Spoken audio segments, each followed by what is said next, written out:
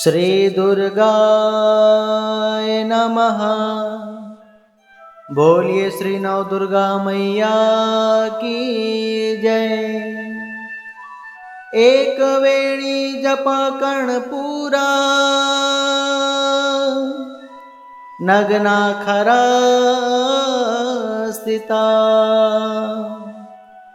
लंबोष्टि कर्णिका कर्णी, तैलाभ्यक्त शरीरणी। वामपादोल सल्लोह,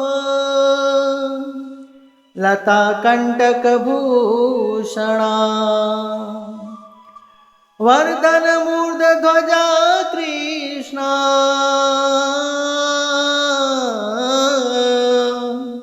काल रात्रिर भयंकरे। काल रात्रिर भयंकरी।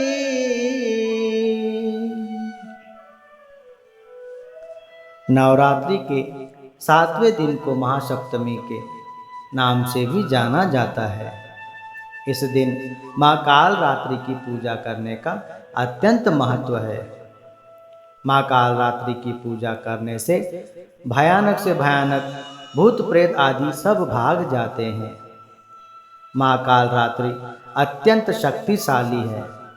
जो लोग विधि पूर्वक माँ काल रात्रि की पूजा उपासना करते हैं, उन्हें सभी प्रकार के संकटों से मुक्ति मिल जाती है। इसलिए इन्हें शुभंकरी माता के नाम से भी पुकारा जाता है। जैसा उनका नाम है वैसा ही उनका रूप है। खुले बालों में अमावस की रात से भी काली माँ काल रात्रि की छवि देखकर ही भूत प्रेत आदि सब भाग जाते हैं।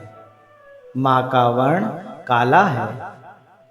खुले बालों वाली यह माता गर्दभ पर बैठी हुई है, यानी माँ की सवारी गधा है। इनकी श्वासों से भयंकर अग्नि निकलती है।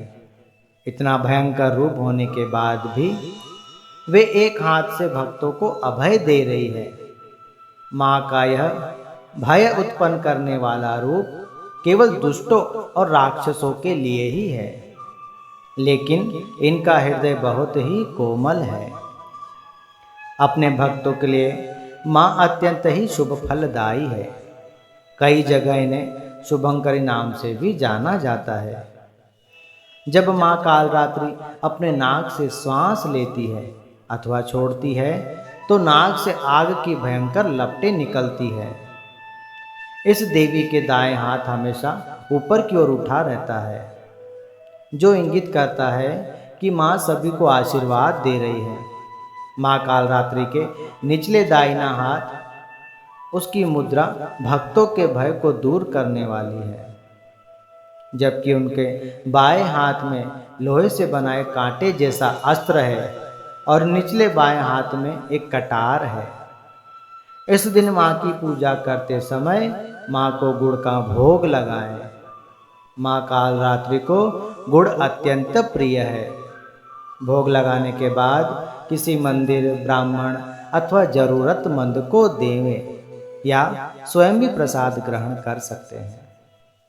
काल रात्रि की उपासना करने से ब्रह्मांड की सारी सिद्धियों की प्राप्ति होती है और तमाम असुरी शक्तियाँ उनके भक्तों से सदा दूर रहती है।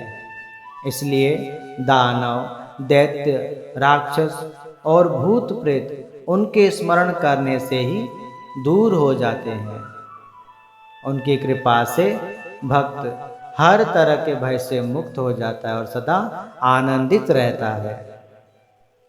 माँ काल रात्रि की कथा कुछ इस प्रकार है। एक समय में बहुत बड़े दानव शुंभ, निशुंभ और रक्तबीज, इन दानवों ने देवता और सारे संसार के जीवों को बड़ा दुखी कर रखा था, सभी को परेशान कर रखा था। इन्होंने देवताओं को हराकर सारे संसार में अपना राज्य स्थापित कर लिया और इससे परेशान होकर सभी देवता भगवान श्री शिव जी के पास गए और भगवान शिव जी से प्रार्थना कर बोले, हे प्रभु, इन दुष्टों से हमें बचाइए, या इनका वध कैसे होगा, कोई उपाय बतलाइए। कृपा करके हमारे इन कष्टों का निवारण कीजिए। भगवान शिव जी को तो सब पता था कि देवी पार्वती ही इन दुष्टों का वध कर सकती है। इसलिए भगवान शिव जी ने मां पार्वती से अनुरोध किया, हे देवी, आप राक्षसों का वध कर अपने भक्तों की रक्षा करें। इसके बाद मां ने स्वयं शक्ति संधान कर दुर्गा का रूप धारण किया और शुंभ निशुंभ का वध किया।